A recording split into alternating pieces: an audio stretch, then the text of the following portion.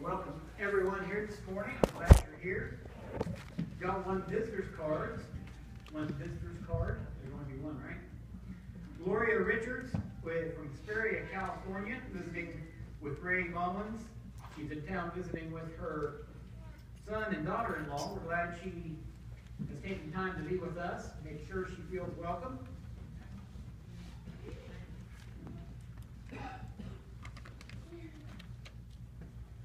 What comes to mind when you think of the word honor? Honor and respect are often used interchangeably. However, I believe that they really are two different things. Honor is given. Respect is earned. They're two different things. The Bible speaks about different groups of people we should honor. To honor someone is to lift them up and to encourage them. So when the Bible speaks of these different groups, and there are many, we are to show honor.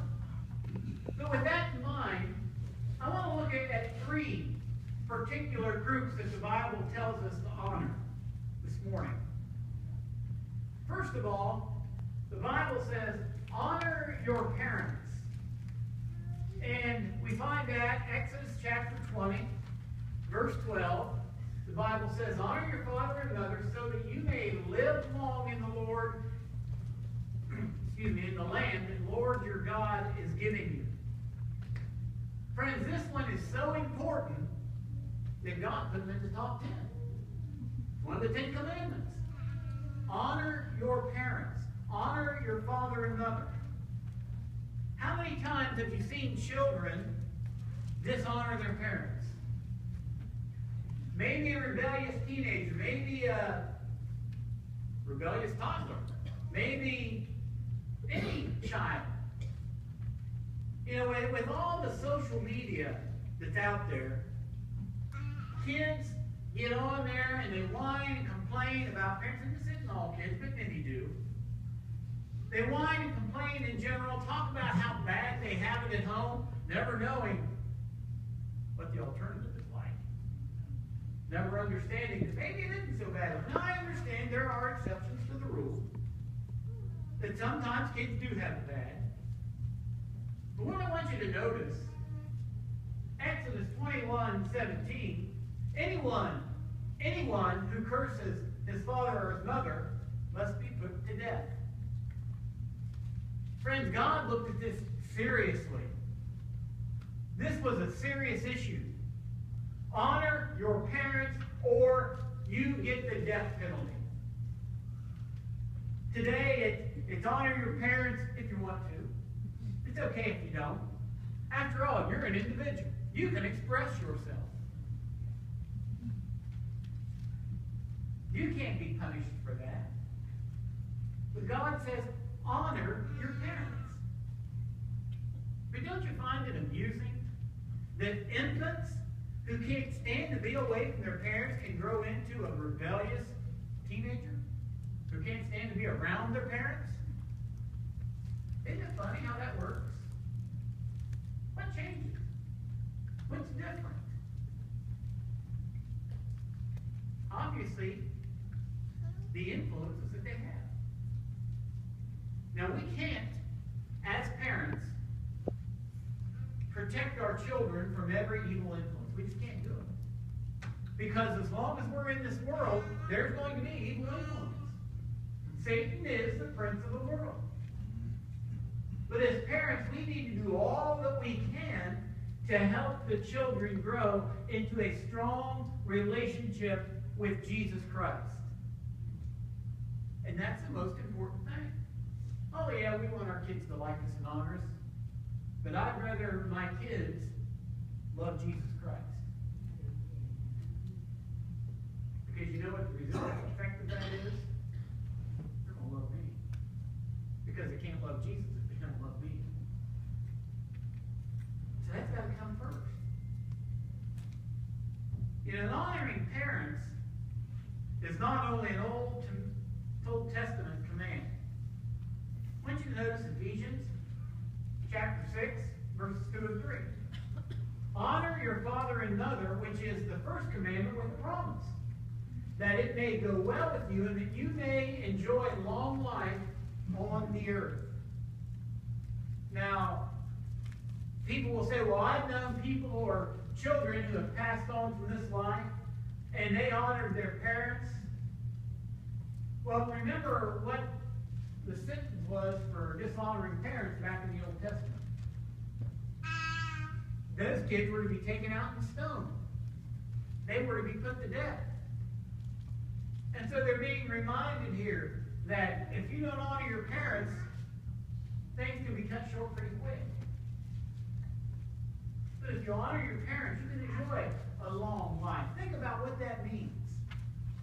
Think about if you honor your parents and if you have a good relationship with them, what kind of life do you have at home? What kind of life is there? Pretty pleasant, isn't it? Or you can go the other way and make it very unpleasant. Throughout the Bible, we have examples of children who both honored and dishonored their parents. Of course, you remember Isaac honoring Abraham when they were going out because God had called Abraham to sacrifice Isaac. The Bible doesn't tell us that Isaac fought. He didn't question. He merely asked, Father, where's the ram for the sacrifice? And Abraham said, the Lord will provide. And then the Bible tells us that he bound his son and put him on the altar and drew the knife.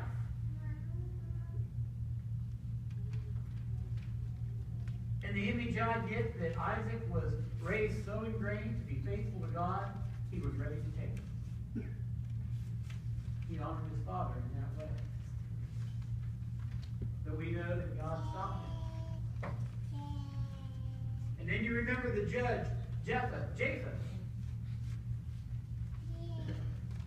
God gave him a great victory. And he told God, he said, if you give me this victory, the first thing that runs out my gate to greet you when I come back, I will offer to you as a burnt offering. And as he's coming down toward his house, the first thing that runs out of his gate is his only child, his only daughter. And that caused great pain to Jacob. And he told his daughter, oh, you have made me so sorrowful today, because I promised God the first thing that ran out to meet me, I would offer to him as a burnt sacrifice. And she didn't say, how could you do that to me? She said, Father, you have to keep your promise to God. Just let me go spend the month with my friends. And then I'll come back and you can keep your vow to your Lord. I mean, is there any deeper honor than that? But then we have those who didn't honor their parents, their father. Absalom. How Absalom decided that he was going to become king of Jerusalem in the place of David, that we talked about in class this morning. And he was sneaky about it. He went in, he took his father's concubines in the sight of all Israel. And he tried to take the kingdom by force. He didn't honor his father at all. And the whole time, David never stopped loving him. When David talked to Joab, he told him in the hearing of all the army that, listen, when you come up on Absalom, deal with him gently for my sake. And then when they did come up on Absalom, and one of the guys ran back and told Joab, I found him. He's hanging in a tree by his hair. Then Joab said, you didn't kill him? I'm not going to kill him. He He said, I didn't give you 30 pieces of silver. He said, I don't care if you give me 3,000 pieces of silver. You heard it, I heard it, and everybody else heard the king tell you to deal with him gently. Even though he didn't honor his father. And then we have the prodigal son. The prodigal son that Jesus talked about in Luke 15. He says to his father, give me what you owe me. Give me my share of your estate. And someone might say, well, that's not really dishonoring his father. He just wants to get off of that rough life. Well, by saying that, he all but said it out loud. But what he's indicating, Dad, I wish you were dead. Give me what's mine. He was not honoring his father. But again, his father never quit loving him. And then he finally come back and did honor his father. And he saw how remarkable that love could be. You know, honoring your parents doesn't mean that you agree with all that they do. However, you give them honor just because of who they are. Because they are your parents. Because they have tried to strive and do the things that are right. And friends, this teaching isn't limited just to the youth. God did not put an age limit on honoring parents. If you look at Mark chapter 7, verse 9, he's talking to the Pharisees here, and he said to them, you have a fine way of setting aside the commands of God in order to observe your own traditions. You see, the Pharisees had a tradition of taking, maybe it was their extra finances, or maybe it was all their finances, and they would call it Corban, which meant it was a dedicated gift to God. So they would dedicate it to the temple, and then, therefore, deny the command of God where it tells them to take care of their parents. Oh, I'm sorry, we can't. Everything that I have is given to God. That's more important, right? And so Jesus said, you know, you're setting aside the commands of God to keep your tradition. And some teachers and teachings have suggested that the Pharisees would use the privilege of the priests and they would help themselves to these temple gifts. So yeah, you could dedicate all that you had to the temple, but it was like putting them back in your own pocket if that's what they were doing. But they could say it's dedicated to God, and therefore I can't help my parents. But look at verse 13 of Mark 7. Thus you nullify the word of God by your traditions that you have handed down, and you do many things like that. So this isn't the only time. You do a lot of things by your tradition and nullify the word of God. You see, honoring parents wasn't just for kids. It was for the adults as well.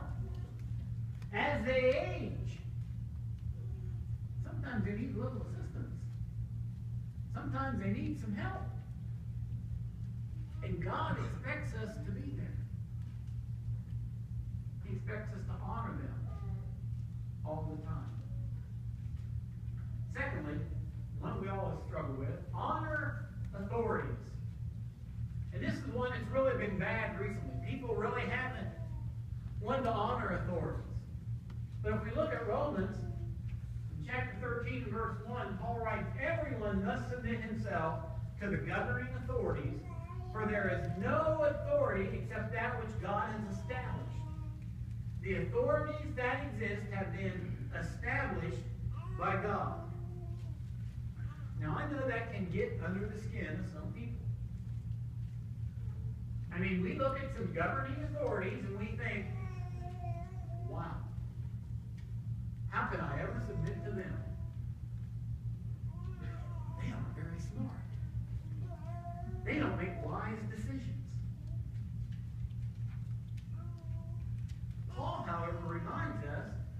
anyone who is in authority has been placed there by God. I mean, you might say, well, why would God put this person in power? Why would God put that person in power? Why would God let someone have power that's going to enslave his people? But he did. Because he's got a plan. Because there's a reason. Because there's something to do down the road that's going to affect all that's going on. I mean, basically, Jesus told the same thing to Pilate in John chapter 19 and verse 11 when Pilate asked him where he was from. He didn't answer him. And he said, you're not going to answer me? I have the power of life and death over you. Jesus said, you would have no power over me if it were not given to you from above. Now you might think that Pilate would have reacted harshly at that. That frightened him. That scared him.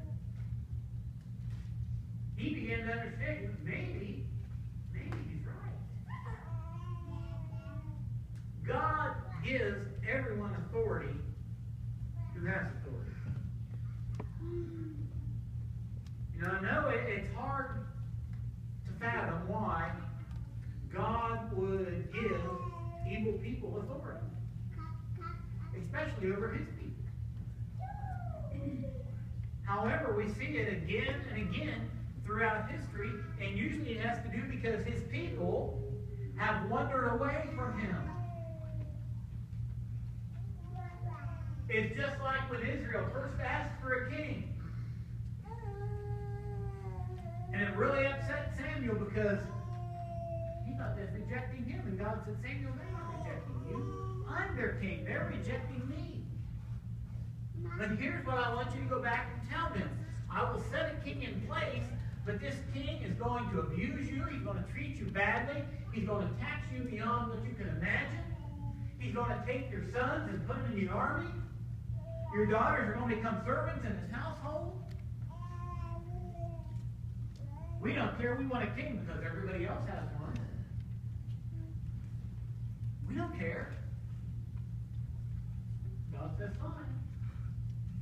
I'll choose for you a king. And he chose King Saul, who was really good for a short time, but it wasn't long before the power went to his head. God pulled the throne from him and gave it to David. See, God puts all in authority. I want you to pay close attention once again to our text for today, Romans 13:7. Give everyone what you owe him. If you owe taxes, pay taxes. If revenue, then revenue. If respect, then respect. If honor, then honor. See, did you catch that as we went through that? Honor and respect are listed as two completely different things. They're not listed the same. A fellow by the name of Craig Gratial was relating a time that he was speaking at a leadership conference. And George W. Bush was also speaking at this same conference. And so they come in on this Friday afternoon to the place where the president was speaking. And the man beside Mr. Gratial let it be known that in no uncertain terms that he was not a George W. Bush fan. He told him exactly how he felt. He talked about how he disagreed with his policies, how he didn't think he was a very intelligent man, how he didn't like anything he stood for. He didn't like anything that he did. And he said, while this man was rambling on about his dislikes for the president, Hail to the Chief began to play. Said everyone in the room stood. And out walked George and Laura Bush holding hands to thundering applause. Craig said he stood there and he looked around at the people. He said, you just really couldn't. I can't really describe how powerful and emotional this was. He said, and I looked over at the man next to me. said he was standing. He was clapping. And he had a tear streaming down his face. He said, even though this man didn't like the president, he honored him for the office he was in, if not the man. He gave him honor, even though he didn't respect him, even though he didn't like him. Honor. Honor. See, we give it. Honor doesn't have to be earned. It's given. People will do things that we cannot respect. But that does not mean we can't honor them. Look at what Paul wrote in Romans chapter 12 and verse 10. Be devoted to one another in brotherly love. Honor one another above yourselves. He didn't say honor those who do greater things than you above yourselves. He doesn't say honor those who do great things. He says honor one another above yourselves. That means each of us in this room should be honoring everybody else above ourselves. I mean, when you look around in this room, do you see people you think you're more important than? I hope not. But friends, there's people that do. There's people that think they're more important than anybody else. Not necessarily in this room I'm speaking, but in general. There's people who think that they don't do any wrong, and they deserve all the honor. God says, be devoted to one another in brotherly love and honor one another above yourself. People will do things we can't respect, but we still give them that honor. And this needs to apply in marriage as well. If we look at Ephesians chapter 5, verse 22, and I know you women love this verse. Wives, submit to your husbands as to the Lord. I mean, how often do we hear that the man is the head of the household?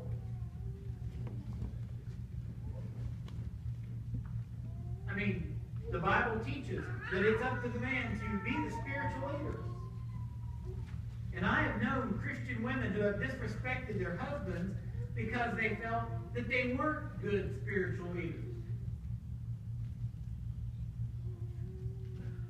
I've had Christian women come to me and complain to me about their husband not being a good spiritual leader. And all these women have done that have one thing in common. They're domineering. I mean, they want to be in charge.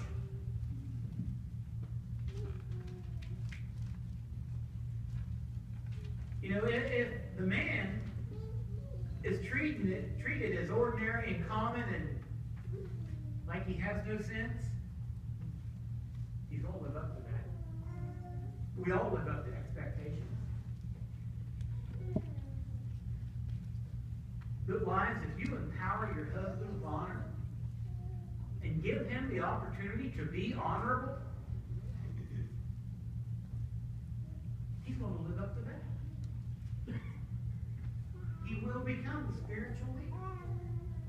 You see, you can't drag somebody down, be it husband or wife, constantly. You can't put them down and expect them to rise up. Because when you tear them down, eventually they're just going to stay there. They have to be built up. They have to be given the opportunity and the chance. So we show them, we give them honor. You know, Paul and Peter also taught that it's true for women and men who have unbelieving husbands. Be the example. Honor them and be the example that might lead them to Christ, that might save their soul. So it's always true. Honor one another. And finally, the third group that the Bible addresses, honor your church leaders.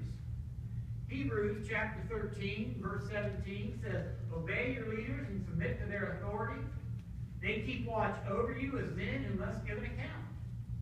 Obey them so that their work will be a joy, not a burden, for that would be of no advantage to you. The Hebrew writer here makes it very plain why honoring your leaders is so important to the church. Because that would be of no advantage to you.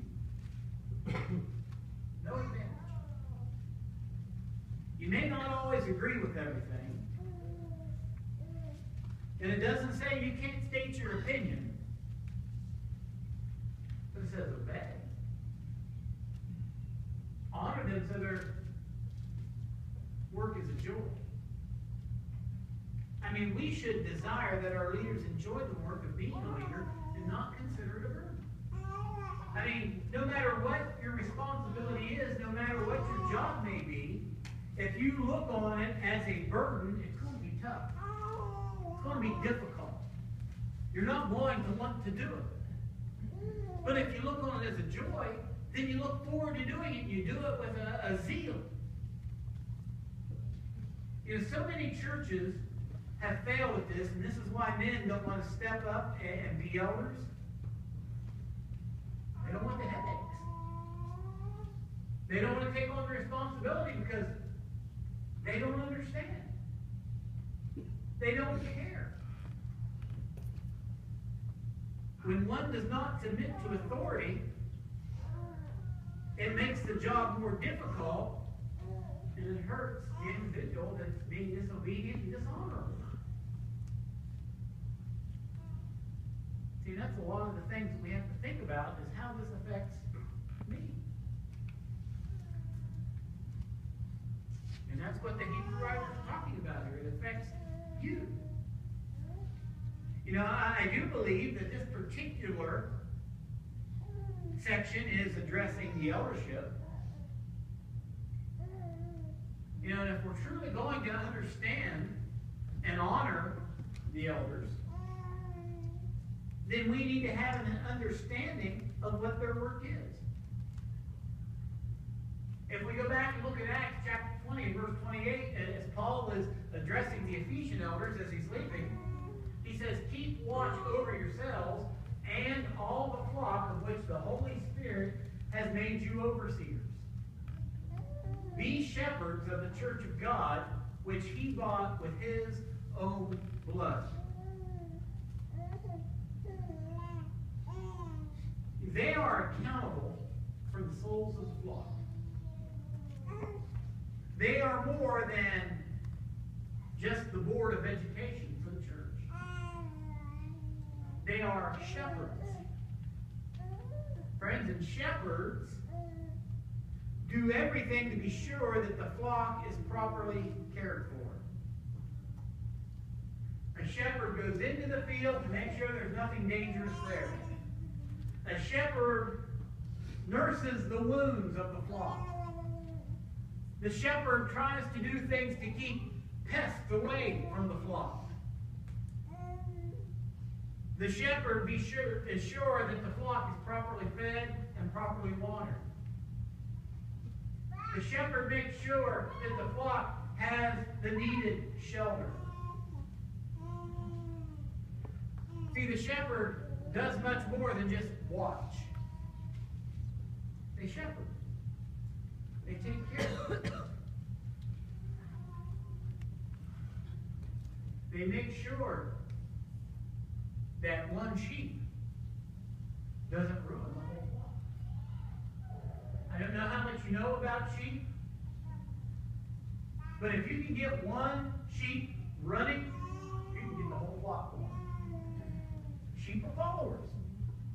They don't even have to know what's going on. Sounds like people, doesn't it? But if you can get one on a dead run across the field, pretty soon the whole flock is going to follow, and you keep that up, pretty soon they're all going to collapse. See, that's kind of how shepherds have to work to make sure something like that doesn't happen. And within the church, they make sure that somebody, a false teacher, doesn't come in and make the flock run. They watch that. What? They are responsible. So yes, they have to make sure that things are being taught correctly, but they also have full responsibility of the flock. They're the ones in charge. It makes it easier to honor the leaders if honorable men are put into positions of leadership. If you look at Hebrews chapter 13 and verse 7, it says, "Remember your leaders who spoke the word of God to you. Consider the outcome of their way of life and imitate their faith." I believe this is why God has given us a list of qualifications for the eldership. Leaders should live lives that are worth imitating. And so God has given us a list of qualifications in 1 Timothy and Titus about elders and deacons. Establishing guidelines, he says these are the kind of men that need to be put into office. And I have witnessed congregations that have put men into office. Oh, not that they were bad or evil men, but they got a reward for being a member of that congregation for 20 or 25 years. Oh, you've been here a long time, let's make you an elder. Well, if you look at that list, that's not on the list of qualifications. It's not there. It's not there. And usually what happens, especially if there's a plurality of elders that are that way in an eldership, there's going to be problems. Either the leadership is going to be weak and it's going to collapse, or people aren't going to respect and honor their leaders.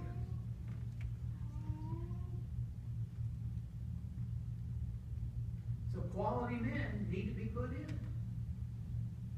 I want you to notice what Paul says in 1 Timothy chapter 5, verse 17. The elders who direct the affairs of the church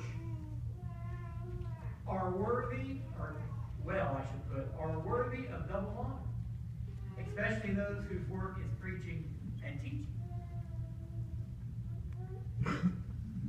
Paul is indicating there, not only should they get the honor of the congregation because of who they are, but most commentators believe he's saying they should be paid for what they do, double honor, because it's a big responsibility. But he says honor them. Give them what they need to be good leaders. People who live honorably are easy to honor, aren't they? However, those who don't live quite so honorably, make it just a little bit tougher. According to the Word of God, we still must honor them. Honor one another above yourselves. We don't have to respect someone to honor them. We don't have to respect what they do to honor them. If nothing else, we can honor them out of respect if they hold a high position. Or we can honor them out of respect for the fact they're made in the image of God, just like we are. We can honor them for the fact that Jesus died for their soul, just like he did for us. You see, our church leaders should live lives that command respect. However, they are to be honored just because they are leaders. And because they're fellow Christians. Because they're brothers.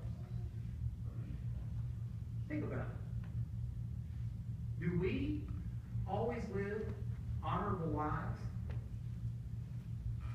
Yet God still honors us with his blessings and his presence.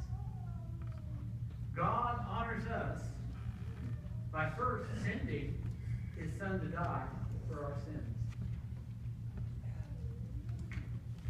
God honors us by allowing us to come back to him each time we sin, confess our sins, and he will forgive us. The God who deserves all honor and respect, all glory, all worship, he honors each person in this room.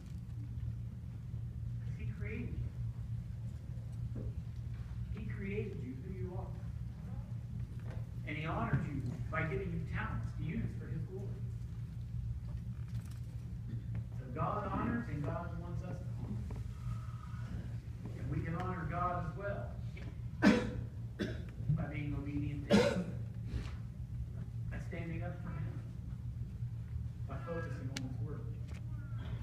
If you're here today and you've never been immersed for remission of sins, you can honor God by becoming a child of His. By letting Him know, I don't believe that Jesus died in vain. Yes, I believe the blood of Christ will cleanse my soul. Or you can honor God by telling Him, I'm struggling with something here, Lord, and I know only You can help me. I know only You have the power. And you can take it to Him in prayer. Or if you need the prayers of the church, the Bible tells us how powerful the prayers of the righteous are.